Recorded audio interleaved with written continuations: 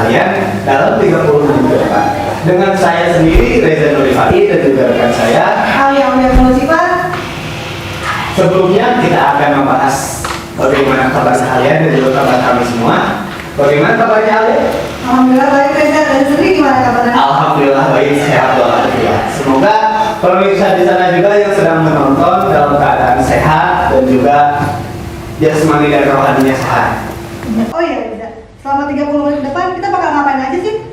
Selama 30 menit ke depan tentunya kita akan membahas tentang seputar Al-Quran, bagaimana cara menghafal Al-Quran, apa faedah Al-Quran, dan juga bagaimana cara menjaga setelah menghafal Al-Quran. Wah, Masya Allah, bagus banget ya Reza. Tentunya dong. Buat teman-teman jangan sampai ketinggalan nih, soalnya talk show kita kali ini bakal bagus banget dan bakal bermanfaat banget buat teman-teman ke depannya. Iya. Dan jangan salah nih, untuk acara hari ini ada narasumber yang sangat luar biasa nih Alia. Wah, siapa tuh Reza? Boleh kasih bocoran dikit nggak? Tentunya, yaitu Al-Ustadz Hadian Akbar, Sarjana Pendidikan Al-Hakim. Masya Allah, dari iklannya aja kita bisa lihat beliau itu seorang hafiz Al-Quran ya Reza. Untuk mempersingkat waktu gimana nih kalau kita langsung panggil aja? Jangan dulu dong, sebelumnya kita akan membicarakan tentang tema kita untuk hari ini. Oh iya, apa tuh Reza temanya kita hari ini? Tema untuk acara program ini yaitu mendekat berkah hidup di atas bingkai Al-Quran.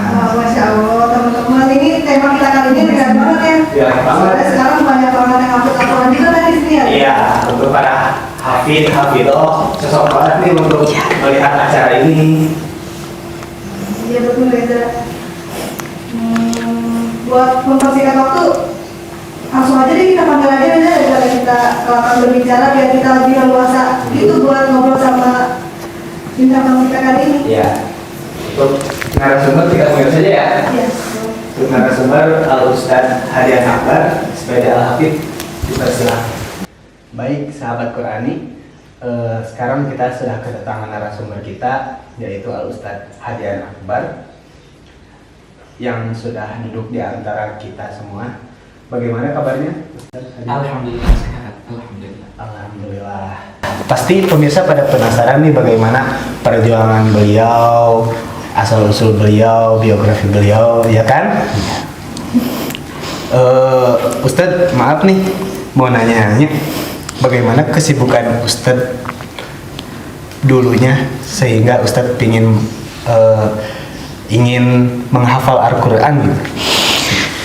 Baik, bismillahirrahmanirrahim. Assalamualaikum warahmatullahi wabarakatuh. Waalaikumsalam. Hamdan wa syukranillah, salatan wa salaman ala rasulillah Sayyidina Muhammad ibn Abdillah wa ala alihi wa ashabihi ajma'in, amma ba'du. Teman-teman sekalian, alhamdulillah pada kesempatan kali ini kita bisa sama-sama berkumpul dalam majelis ilmu. Semoga kita semua senantiasa diberikan taufik hidayah oleh Allah Subhanahu wa taala. Salawat dan salam tetap terlimpahkan pada panutan alam, yakni habibana wa nabiyana maulana Muhammad sallallahu alaihi wasallam wa ala alihi wa ashabi ajmain.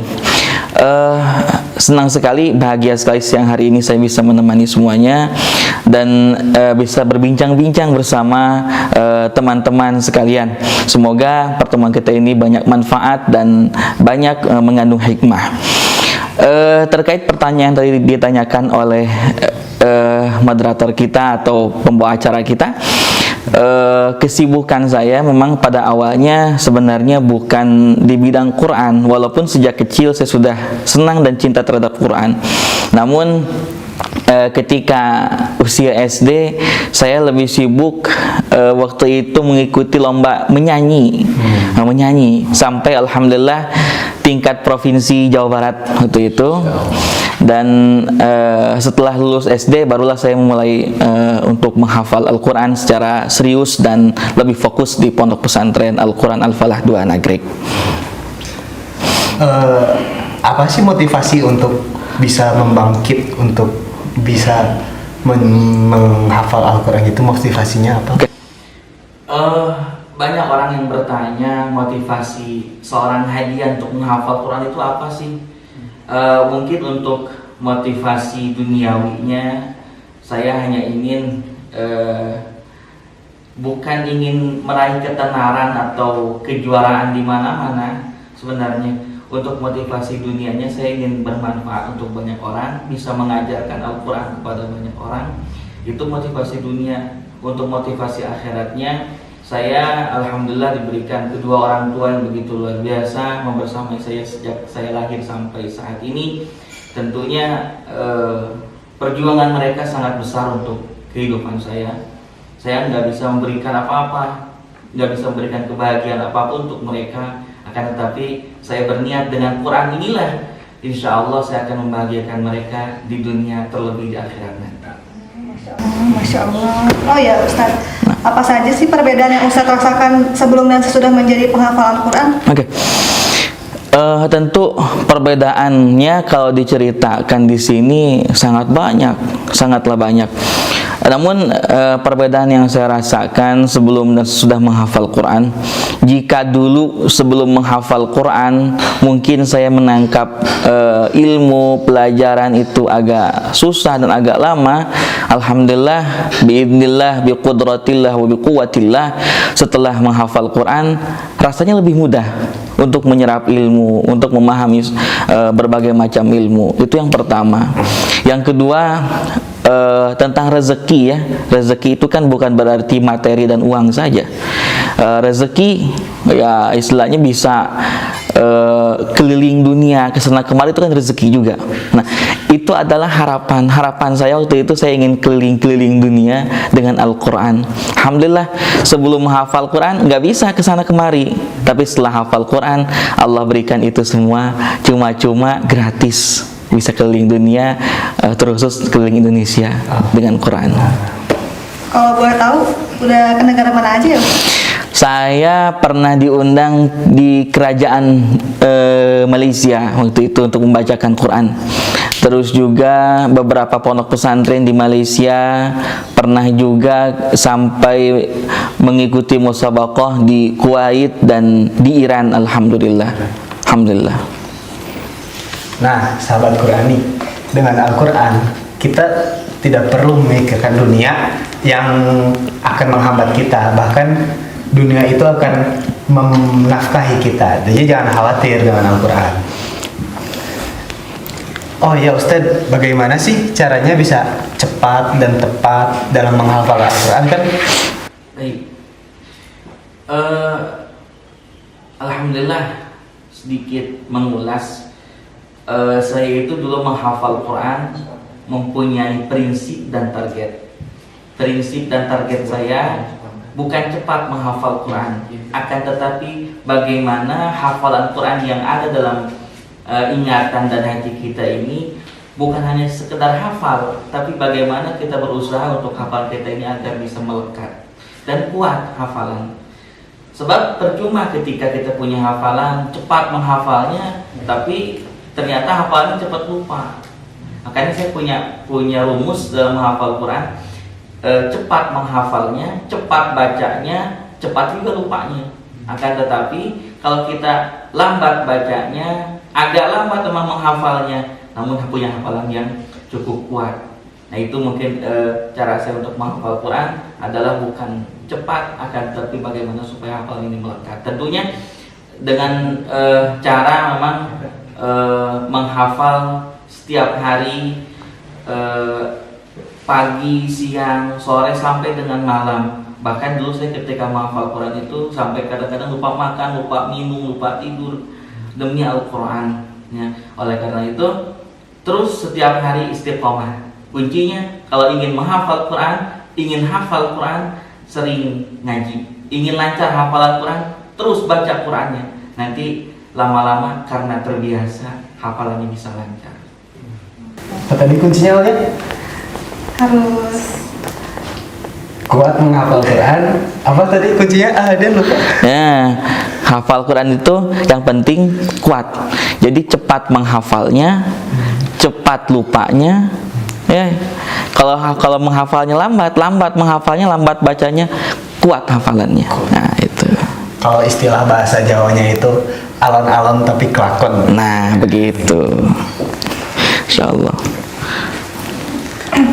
Oh ya Ustadz, ngelihat zaman sekarang nih kan dari dari diri saya pribadi juga kan suka males gitu ya Ustaz buat baca Al-Quran gitu. Kadang ada aja rasa males. Itu gimana sih cara biar meningkatkan, biar kita tuh nggak terus-terusan males gitu. Ada aja hari dimana kita males karena capek ngurusin ini, jadi lupa buat baca Al-Quran. Kira-kira ada tipsnya nggak ya dari? Kenapa malas baca Quran? Karena kita belum tertanam dalam hati ini kecintaan terhadap Al-Quran. Kalau orang udah cinta, dia mau berjuang. Nah, jadi cinta ini adalah kunci dari perjuangan. Menghafal Quran butuh cinta, butuh perjuangan. Oleh karena itu, perjuangan dan cinta dalam menghafal Quran, dalam membaca Quran nggak bisa dipisahkan. Jadi tumbuhkan dulu cintanya. Setelah cinta terhadap Quran, akan terus rindu.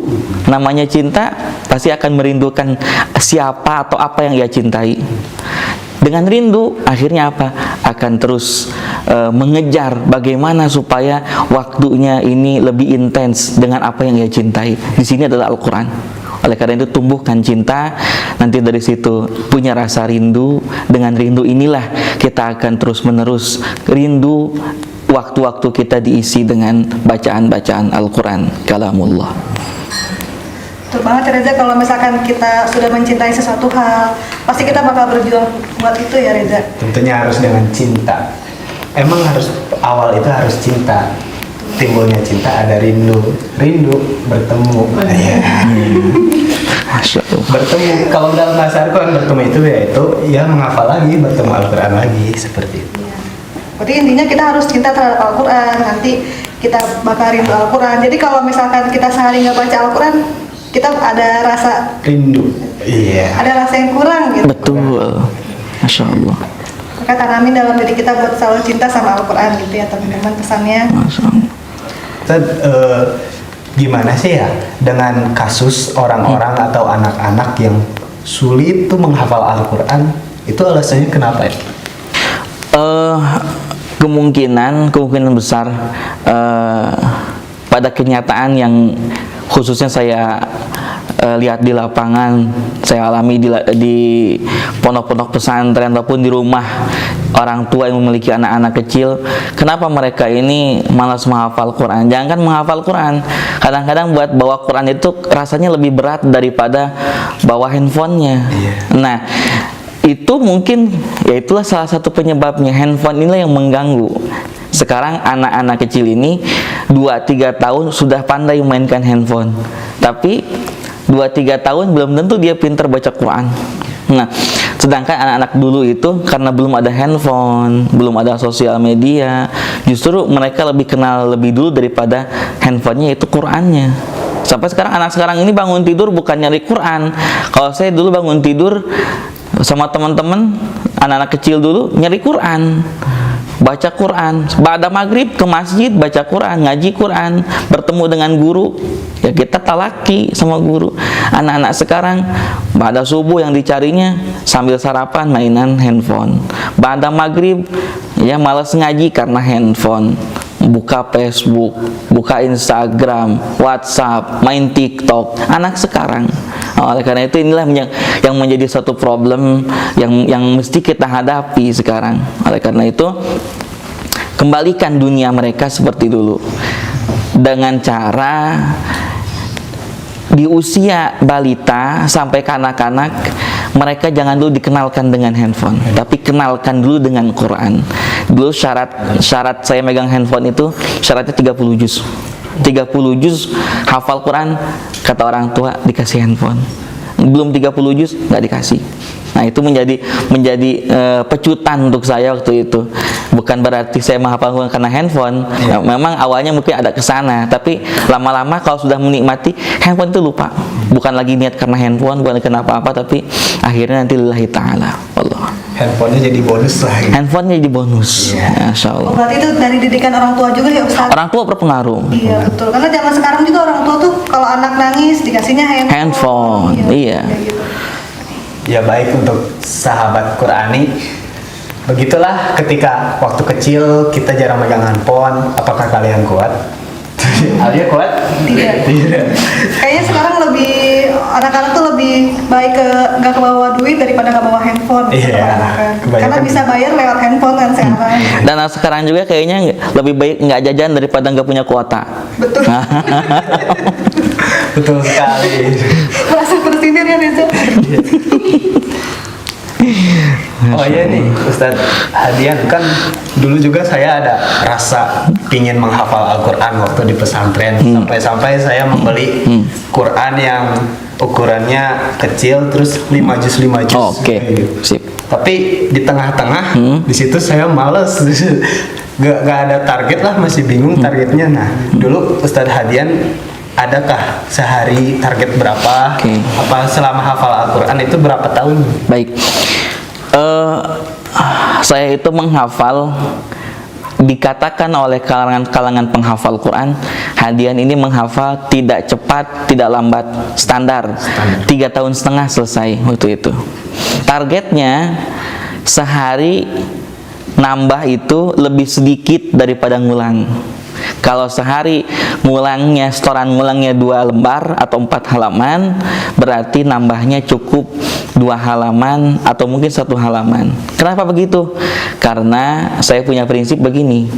Saya punya prinsip menambah hafalan itu hukumnya sunnah, tapi ngulang hafalan wajib. Karena apa? Nambah terus nggak lancar percuma. Tapi walaupun sedikit hafalannya tapi lancar, itu yang bagus. Nah, itu prinsip saya. Jadi sehari memang saya dulu menghafal bukan menggunakan halaman, karena saya menggunakan Quran Braille. Jadi dengan Quran yang diraba itu, kalau Quran biasa kan itu 1 halaman itu 15 baris. Iya. Nah, kalau di saya 1 halaman itu bisa sampai 30 baris. 30 baris. Dan 1 halaman di Quran biasa, di Quran saya 1 lembar. Nah, saya menggunakan Quran Braille, disitulah saya menghafal Quran menggunakan itu sehari. Hanya saya hitungannya bukan per halaman tapi per ayat. Kalau ayatnya panjang 10 ayat. Kalau ayatnya agak pendek-pendek, saya kuat sampai dengan 20 ayat. Begitu mungkin cara saya menghafal Quran.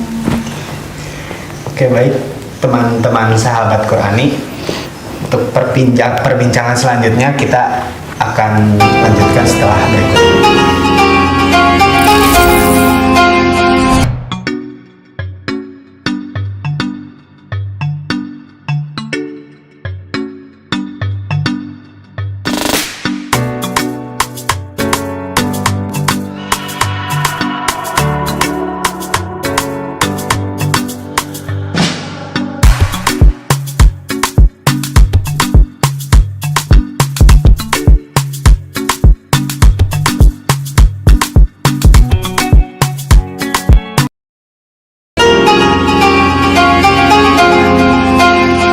Sahabat Qurani, kembali lagi kita di acara Inayah Talk, penuh edukasi dan inspirasi. Tadi kan kita udah dikasih tahu nih metode-metode dalam membaca Al-Quran itu apa aja. Nah, selanjutnya kita mau nanya nih Ustadz, apa aja sih kendala dalam menghafal Al-Quran di Braille itu? Oke. Teman-teman semua, untuk kendala mau di Quran Braille atau Quran biasa mungkin selalu ada. Tapi dalam Quran Braille ini saya sering rasakan banyaknya kesalahan dalam penulisan di Quran Braille itu. Sampai dulu saya pernah menemukan dalam salah satu ayat, saya masih ingat, dalam surah An-Nur ayat ke-42 ada ayat yang berbunyi walillahi mulkus samawati wal ard wa ilallahil masir. Di situ ayat itu menggunakan alif lam. Jadi walillahil mulkus sama, harusnya walillahi mulkus sama. Kalau orang yang tidak hafal Quran membaca itu pasti akan terus salah sampai kapanpun. Akhirnya saya sampai berkomentar ke percetakannya, ini kata saya salah tulis, harus dirubah. Sebab nanti apa? Yang dosa bukan yang membaca, yang dosa siapa? Percetakan. Sampai kapanpun orang yang membaca akan seperti itu. Akhirnya saya minta untuk dirubah. Akhirnya dengan usulan saya yang saya sampaikan, dirubahlah tulisan itu, akhirnya menjadi benar. Bukannya satu itu, beberapa ayat dalam Quran ada kesalahan. Nah, itu mungkin kesalahan-kesalahan yang memang kami kalau kasihan kepada orang-orang yang belum hafal Quran. Takutnya dia salah terus baca Quran seperti itu. Nah, makanya saya sampaikan kepada mereka untuk memperbaiki percetakannya, huruf-hurufnya agar menjadi benar dan orang pun yang membacanya menjadi benar dalam membaca Quran. Dan juga kalau di dalam bahasa Arab itu beda huruf, beda arti juga ya Ustadz ya? Betul, beda huruf, beda arti, beda pengucapan juga beda arti. Beda arti. Untuk pertanyaan selanjutnya, kan banyak nih anak-anak hafidhoh yang sudah hafal Al-Quran, tetapi mereka pada lupa kan hafal Al-Quran itu memiliki resiko dan juga keuntungan, ya kan Ustaz? Iya, betul. Betul. Nah, bagaimana tuh cara menjaga hafal Al-Quran? Baik, betul tadi dikatakan menghafal Quran itu ada resikonya, ada keuntungannya, tapi keuntungannya lebih besar daripada resikonya. Saya mengulas sedikit dalam Al-Quran surah Fatir ayat 29. Allah mengatakan, innalladzina yatluna kitaballah wa aqamus shalah wa anfaqu mimma razaqnahum sirra wa alaniyah yarjuna tijaratan lan tabur. Artinya, sesungguhnya orang-orang yang membaca kitab Allah, yakni Al-Quran, lalu mendirikan salat, berinfak dengan rezeki yang telah Allah berikan, terang-terangan ataupun sembunyi-sembunyi. Nah, mereka ini berharap perniagaan yang tidak pernah merugi. Quran itu tidak akan pernah rugi sampai kapanpun. Akan tetapi yang rugi siapa? Yang rugi itu orang-orang yang diberikan amanah Al-Quran, dia hafal Quran, setelah itu karena kelalaiannya, karena kelalaiannya jarang diulang, maka lupa hafalannya. Ini yang rugi sebenarnya. Nah, kenapa mereka lupa? Karena mereka meninggalkannya, melalaikannya. Al-Quran ini nggak diulang lagi. Merasa sudah khatam Quran 30 juz, akhirnya dia merasa selesailah sampai sini proses saya, padahal selesai 30 juz justru nambah tugas. Tugas apa? Tugasnya menjaga. Menjaga itu bukan setahun 2 tahun. Menghafal Quran mungkin setahun, 2 tahun, 3 tahun selesai. Menjaganya seumur hidup. Oleh karena itu, rasa syukur, bukti syukurnya penghafal Quran adalah dengan sering terus mengulang-ulang hafalannya. Wallahu a'lam. Berarti kalau kayak gitu termasuk dosa juga ya Ustadz, kalau udah hafal tapi malah gak diulang-ulang, jadi lupa. Dosa bagi mereka yang tidak ada upaya untuk membuat hafalannya lancar. Tapi kalau sudah berupaya sekuat tenaga kok masih terus lupa, nah berarti itu Allah masih menginginkan kita terus mengulang-ulangnya. Dosa bagi mereka yang sudah selesai, nggak ada upaya lagi, usahanya nggak ada. Yang saya takutkan apa? Nanti menjadi bukan lagi al-hafidh gelarnya, tapi jadi mantan hafidh. Dan mereka tempatnya di mana? Di neraka. Masuk nerakanya lebih dulu daripada orang-orang yang tidak sholat, lebih dulu daripada orang-orang yang tidak puasa. Karena apa? Dikasih anugerah, nikmat, amanah besar, Quran nggak dijaga, masuk neraka duluan. Nah, seperti itu, mudah-mudahan kita selamat insyaallah. Amin. Baik sahabat Qurani, untuk orang-orang yang hafid atau hafidhoh, mohon dijaga hafalan Qurannya, sebab itu amat yang besar dari Allah Subhanahu wa taala, anugerah yang diberikan kepada mereka orang-orang yang hafidhoh. Baik, untuk statement selanjutnya kita ada acara hiburan nih Ustadz. Siap. Dengan acara hiburan sedikit, yaitu games melanjutkan ayat, yang mana Ustadz menjawab dari ayat nanti yang kami bacakan. Siap. Sebelumnya kita nggak ada calling-callingan dulu kan Ustadz sebelumnya? Nggak ada. Ini alatnya Ustadz. Nggak ada rencana. Nggak ada setting-settingan, nggak ada. Saya bacakan ya Ustadz. Siap. A'udzu billahi minasyaitonir rajim. Bismillahirrahmanirrahim.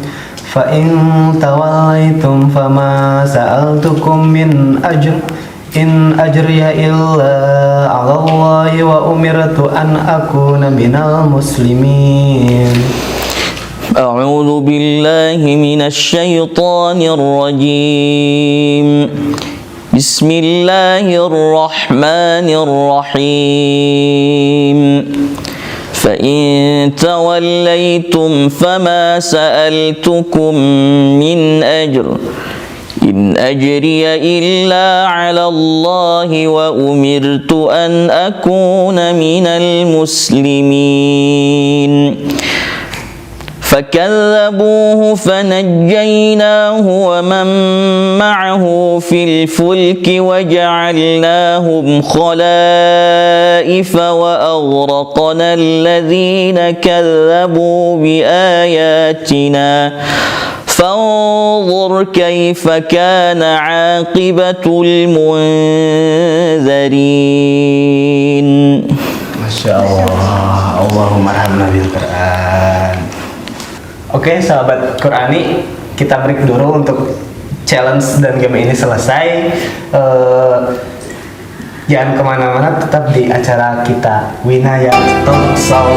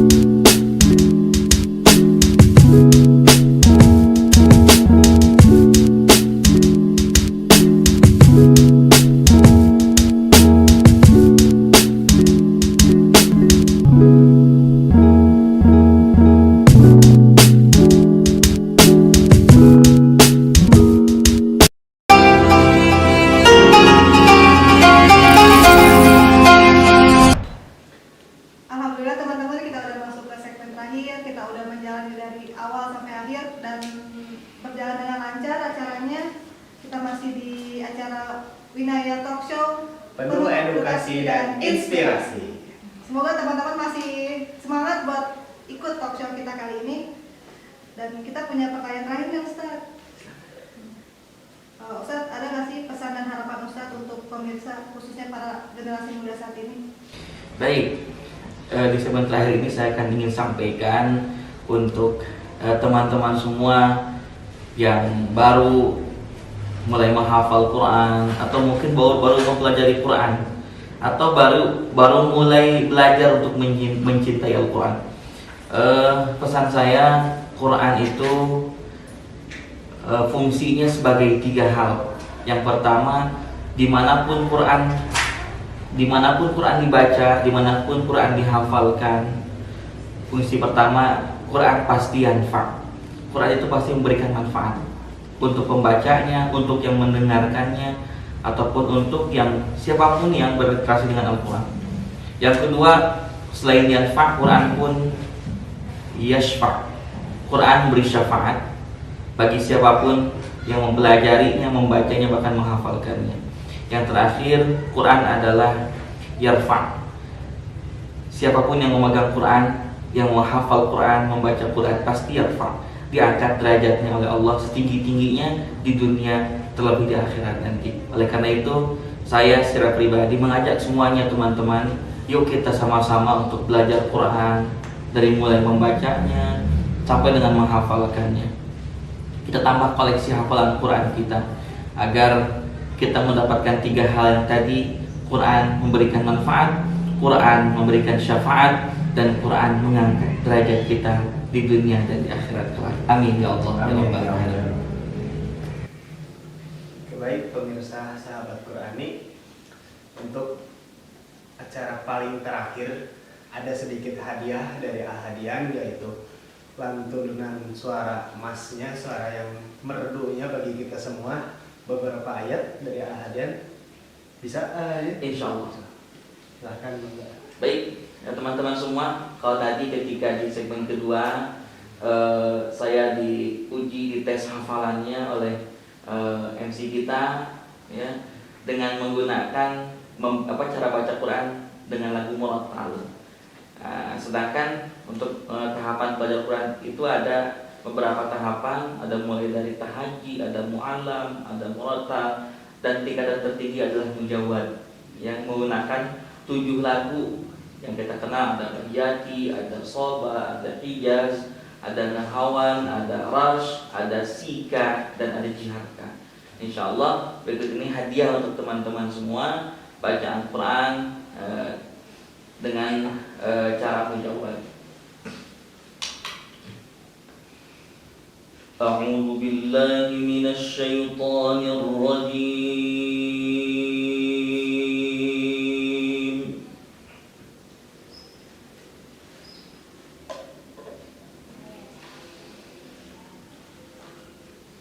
Bismillahirrahmanirrahim.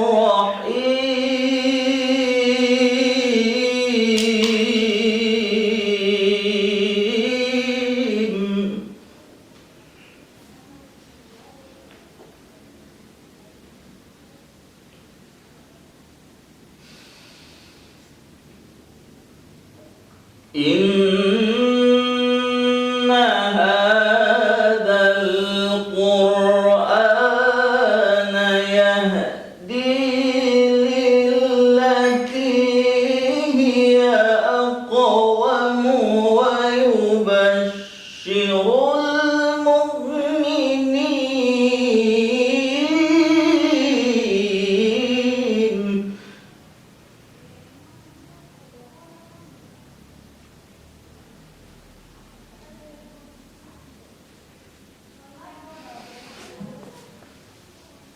ويبشر المؤمنين الذين يعملون الصالحات أن لهم أجرا كبيرا.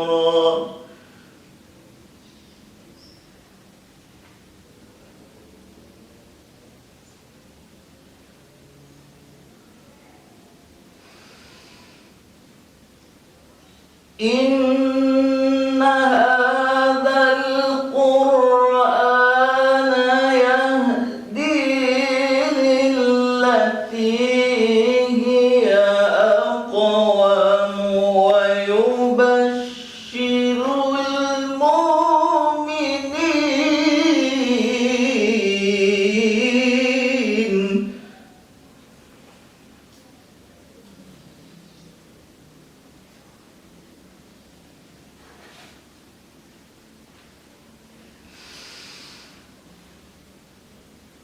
ويبشر المؤمنين الذين يعملون الصالحات أن لهم أجرا كبيرا.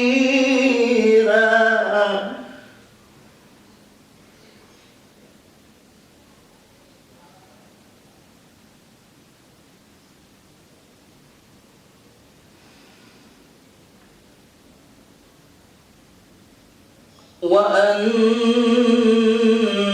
الذين لا يؤمنون بالآخرة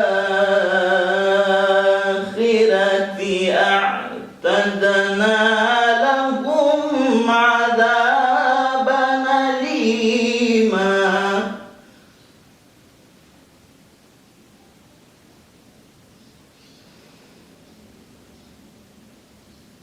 ويدع الإنسان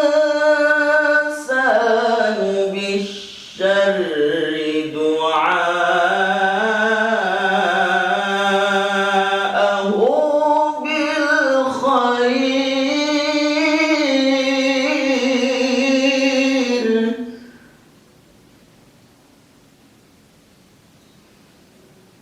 وكان الإنسان عجولا. صدق الله العظيم.